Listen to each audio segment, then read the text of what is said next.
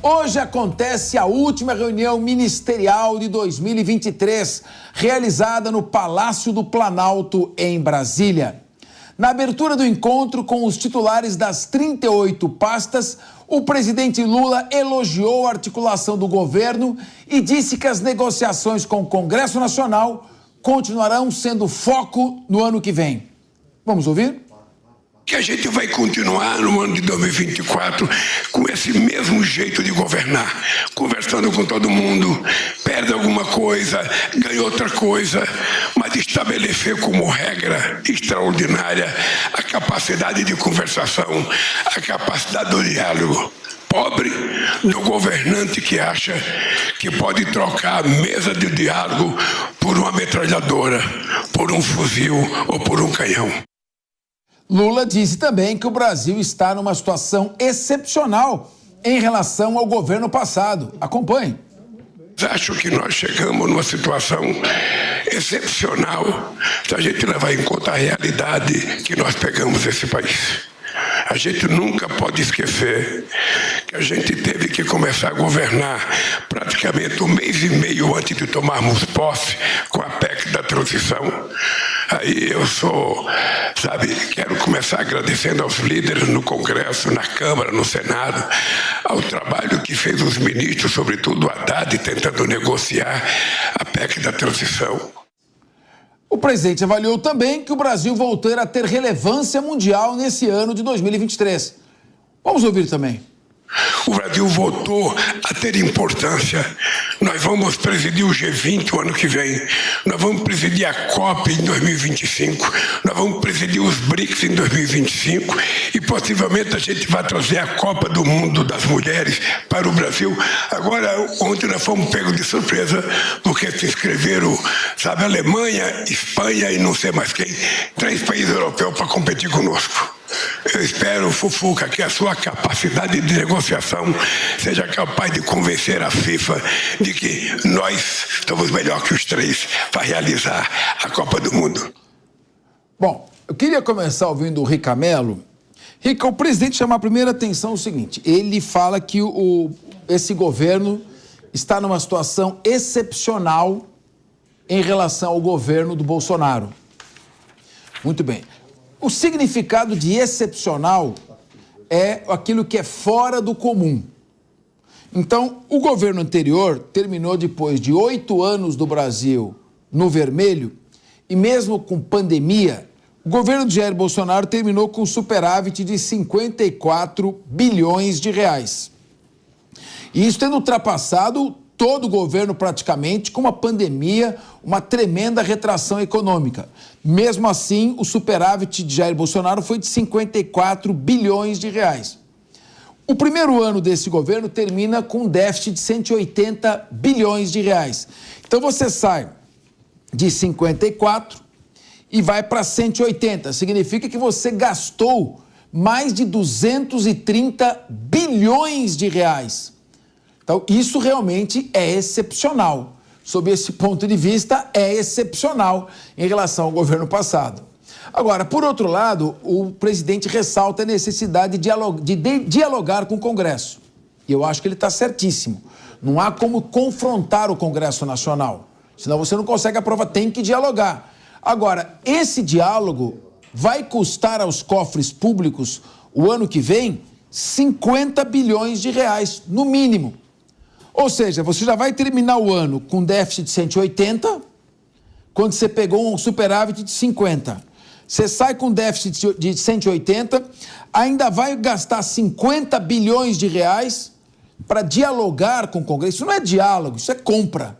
Então, eu queria a sua análise quanto a esta excepcionalidade do novo governo. Olha, você colocou muito bem, a excepcionalidade é a gente conseguir ter esse déficit tão grande. Inclusive, a gente teve várias revisões. O Haddad falou sobre o déficit ao longo desse ano e o tempo todo esse déficit deveria ser menor e no final das contas o governo conseguiu dar teve muita emenda esse ano, tem muita emenda para o ano que vem e a gente acabou não conseguindo diminuir muito o déficit. Inclusive, A ideia do déficit zero a gente já sabe que não vai acontecer no próximo ano. O que a gente está esperando, já tem um déficit de 100 bilhões aqui esperado para o ano que vem, apesar de ser menor do que esse ano. É um déficit grande, isso pesa muito para o contribuinte e pesa muito para a gente também. Apesar de que a inflação está diminuindo, isso vai custar caro para a gente. Quanto maior o déficit, maior o custo da máquina do governo, maior então a necessidade de dinheiro e então o governo tem que ter juros um pouco mais altos ou não pode cair tanto quanto precisaria cair. Então vamos lá. O Lula, eu acho que tem algumas coisas que foram interessantes, algumas reformas que foram interessantes de fato. A gente ainda não sabe o custo dessas reformas, a tributária, por exemplo. Pode ser que a gente tenha o maior imposto IVA do mundo. Então, apesar de ter sido um avanço, porque simplifica um pouco os tributos, por outro lado, deve aumentar o tributo. Então, de um lado dá, mas do outro lado toma. Então, um pouco complicado. Então, assim, eu acho que o governo, na verdade, não fez... Quando o Lula foi votado, as pessoas votaram no Lula, todo mundo esperava que ele fizesse um ótimo governo, senão não tinha votado nele. Então, na verdade, esse ótimo governo não está acontecendo. Está acontecendo um governo razoável. Entendo que continua o nosso país um país democrático, né? Não deixou de ser democrático e tudo mais, mas a economia, apesar do grande esforço do Haddad, entendo que o governo até atrapalhou um pouco o Haddad a dar passos mais largos e o governo achou como saída, de fato, pagar 50 bilhões para conseguir aprovar algumas das suas medidas. E nem aprovou todas que precisava, está perdendo algumas de vez em quando. E o que me dá medo é esses 50 bilhões virar a regra agora. A gente tem que gastar todo ano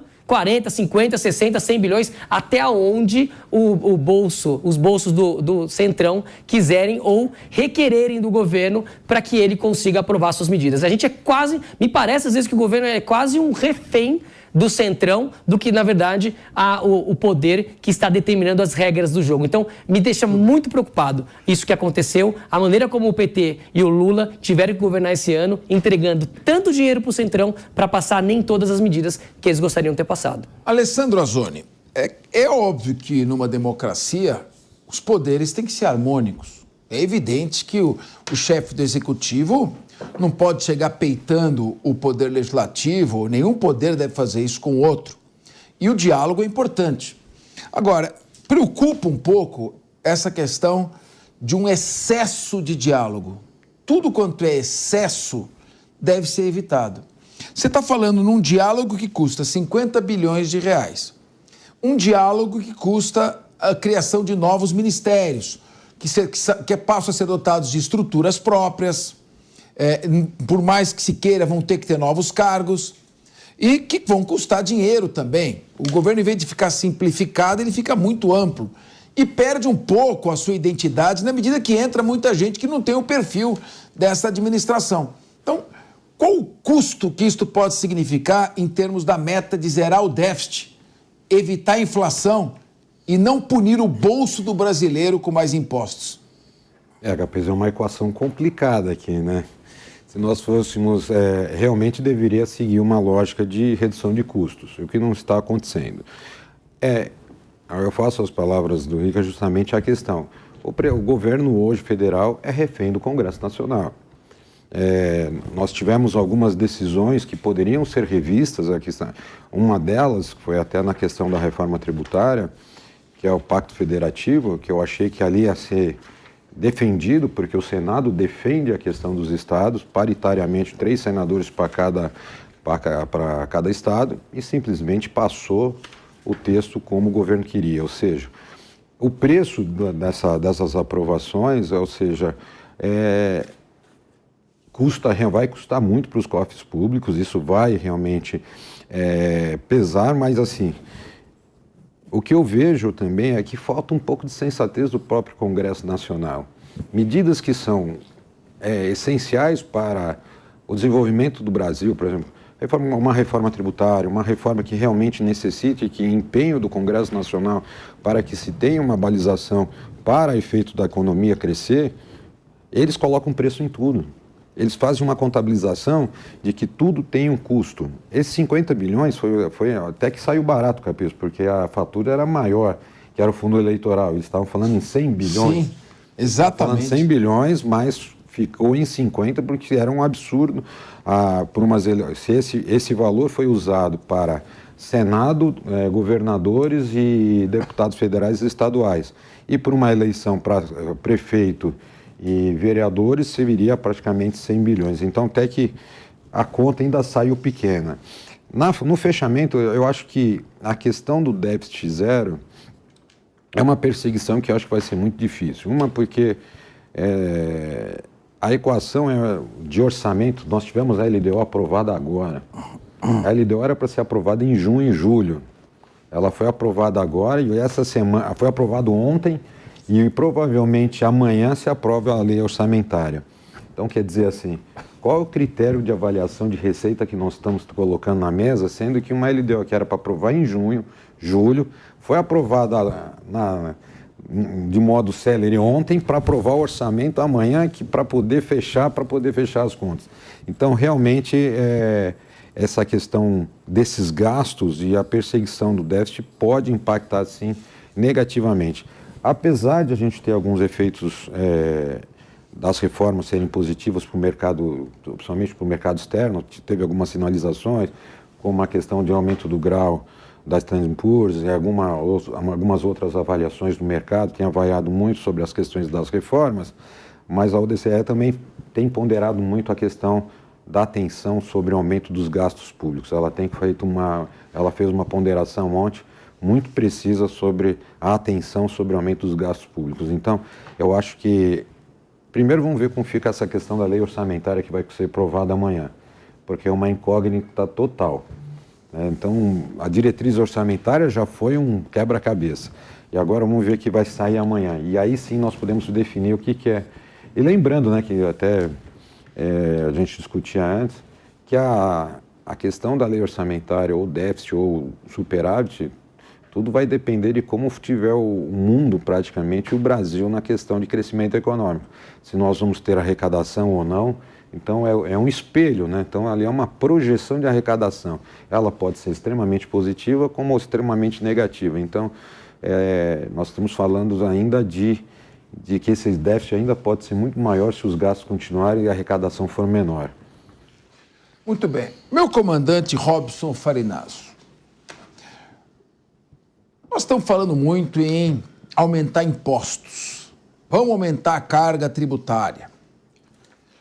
Já que o governo está gastando muito, vai para 200 bilhões de déficit fiscal, mais 50 bilhões no ano que vem de emendas parlamentares. A única maneira de tentar equilibrar é esfolar um pouco mais o empresário, cobrar mais impostos de quem produz. Agora, vou fazer uma análise sob o ponto de vista estratégico-militar, que é a sua área. O Brasil tem mais ou menos 7,4 mil quilômetros de costa marítima. 7,4, quase 8 mil quilômetros de costa marítima. 3,5 milhões de quilômetros quadrados de área marítima. Ali você extrai 85% do nosso petróleo, 75% do gás natural, 45% do nosso pescado, já tem as plataformas ali de pré-sal, já estão em alta profundidade, você tem níquel, cobre, cobalto, manganês, ou seja, grandes riquezas que podem ser exploradas. E nós estamos deixando toda essa área desprotegida. Até que ponto seria necessário, em primeiro lugar, o Brasil começar a estabelecer parcerias internacionais para que venha a tecnologia e consiga explorar esses recursos naturais? Eu lembro que a presidente Dilma Rousseff, ex-presidente Dilma Rousseff, com um discurso na área pré-getuliana da década de 30, dizia que o petróleo é nosso, ninguém vai mexer. Não, trazer parcerias para a exploração e abrir um investimento nas Forças Armadas para proteger esses recursos de futuras piratarias. Nós estamos vendo aí o que está acontecendo no Mar Vermelho, né, no Estreito de Bab el-Mandeb, que fica oposto ao Estreito de Hormuz, e estamos vendo esse conflito da Venezuela com a Guiana Essequiba.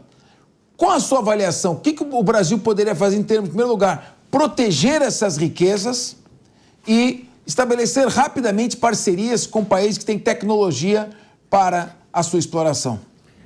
Boa tarde, Capês, boa tarde, companheiros de bancada, boa tarde, ouvintes da PAN. Bom, Em primeiro lugar, né, com relação à tecnologia de exploração, a Petrobras ela é praticamente líder, né, no planeta em tecnologia de exploração em águas profundas, né? Então, eu acho que o nosso problema não é tanto trazer tecnologia, é trazer investimentos na área, porque demanda muito investimento, uma extração, ela compensa dependendo do preço do petróleo, mas é uma extração cara. A Petrobras ela precisa de investimento. Agora, o problema de proteção das plataformas e da nossa riqueza, né, marinha, ela vai ganhar uma força cada vez maior, vai ser um assunto cada vez mais presente nas rodas de conversa no Brasil. Por quê? Devido ao que está acontecendo no Mar Vermelho. Só lembrar a todos aí, né? O grupo guerrilheiro Houthi, que é um grupo que atua no Iêmen, eles fecharam o estreito de Bab el-Mandeb com seus mísseis e drones. Os Estados Unidos precisam enviar uma frota para lá. O comércio do Mar Vermelho está praticamente interrompido, só passa quem eles querem ali. Então, o que ficou provado é que mesmo um grupo insurgente pequeno, né, que não é um exército assim como o exército americano, como o exército russo, como o exército chinês, mas que detém a expertise do emprego de meios tecnológicos que, embora não tão caros, são letais, que é o caso desses mísseis e drones, consegue controlar uma área marítima enorme. E é uma capacidade, os houthis têm uma capacidade que nós não temos no Brasil. Nós não temos no Brasil. Essa aqui é uma verdade. A gente tem capacidade de fazer isso, mas nós não temos essa capacidade instalada, né? É muito complicado, mas um grupo guerrilheiro, né, de sandália e mascadores de CAT, tem uma tecnologia militar que não existe na América Latina. Essa aqui é a verdade. Então a gente precisa começar a pensar a respeito disso. Por quê? Porque o que está acontecendo hoje no Mar Vermelho pode acontecer o dia de amanhã nas costas brasileiras, né? Encostar uma frota aqui e impedir o acesso às nossas riquezas. Eu acho que a gente está começando a olhar para essa questão de uma forma assim, bastante interessante, né? O senador Portinho, Carlos Portinho, ele apresentou uma PEC, eu estou com ela na mão porque eu vou debater ela com o Ciro Gomes hoje, mas ele apresentou uma proposta de emenda à Constituição de 2% do gasto do PIB com a defesa. É uma proposta bastante interessante e oportuna, mas ela precisa ser melhor detalhada. Por quê? Eu acho que essa proposta ela tem um vício de origem, ela não protege ainda adequadamente a indústria de defesa nacional. E se tem uma coisa que a guerra da Ucrânia provou, é que se você quer ter defesa, você precisa ter indústria nacional. Comandante, não dá para a gente ter uma ideia, aqui não somos economistas, né, Alessandro? Quanto precisaria de investimento da Petrobras para acelerar a exploração desses recursos? Eu não faço ideia, Capês, porque não é a minha área, né? Mas, com certeza, seria um jeito muito melhor de gastar 50 bilhões de reais.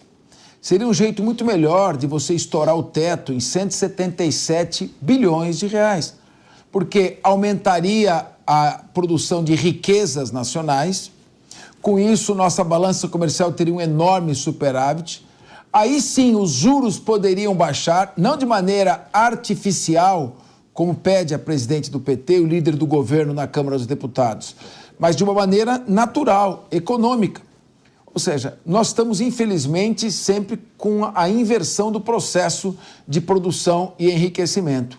Infelizmente, isso não é especificamente desse governo. Tem sido a sina do Estado brasileiro nos últimos 40 anos. Cristiano Vilela, o presidente tem que negociar, mas também seria bom gastar menos, né, lá com o Centrão. Olha, Capês, uma ótima tarde a você, aos amigos aqui da mesa e todos que estão acompanhando o Linha de Frente. Capês, esse é o ponto. Nós tivemos, e aí estamos finalizando agora o ano de 2023, o primeiro ano do governo Lula III. E eu estava pensando, relembrando aqui tudo que a gente discutiu nessa mesa, tudo que a gente discutiu em outros programas aqui da Jovem Pan, e a palavra mais ouvida foi aumento de tributação. Então, vamos tributar o setor de bets, vamos tributar isso, vamos fazer uma reforma para tributar aquilo outro. Nós tivemos um ano inteiro onde o governo só ficou procurando formas de arrecadar mais. Mas em momento algum se viu esse governo procurar encontrar formas de gastar menos, de cortar os seus custos, de fazer com que o Estado fique menos inchado. Então, o que nós temos é um Estado cada vez mais inchado, arrecadando cada vez mais, buscando cada vez mais espaços no bolso do cidadão, do empresário, daquela pessoa que gera riquezas no Brasil para poder tributar mais. E nós vemos esse Estado não cortando na carne, não diminuindo, não desinchando. E tudo isso vai aparelhando uma forma de se fazer política extremamente antiquada, clientelista, uma forma do toma lá da cá, onde se tem milhões e milhões, bilhões de reais que são torrados com emendas parlamentares, com esse formato que a gente já imaginou que já estivesse extirpado aqui na política brasileira, ou pelo menos diminuído na política brasileira, mas não. Infelizmente, o ano de 2003 vai ficar realmente marcado pelo retorno desse toma lá da cá e dessa malfadada política, desse malfadado formato de articulação política, que de articulação tem muito pouco. Então, o que nós temos é um executivo fraco e que acaba abrindo os cofres realmente para poder ver os seus projetos aprovados no Congresso Nacional. De fato, agora são 14 horas e 27 minutos. De fato, se há alguma coisa excepcional nesse governo, são os gastos. E para fazer frente a essa gastança de dinheiro público, essa gastança desmesurada de dinheiro público, só mesmo aumentando a arrecadação. Então, saiba disso, vai doer no seu bolso em 2024. Você acredita que a reforma tributária foi só uma simplificação de tributos? Ou você já tem certeza que aquilo é para aumentar a arrecadação? E vai aumentar. E se prepare você, profissional liberal, se prepare você, hein? Porque a tributação do consumo de serviços e de produtos vai explodir. Quer apostar? Não tenho bola de cristal e não sou economista. Quer apostar numa alíquota de 28%? Pode apostar comigo.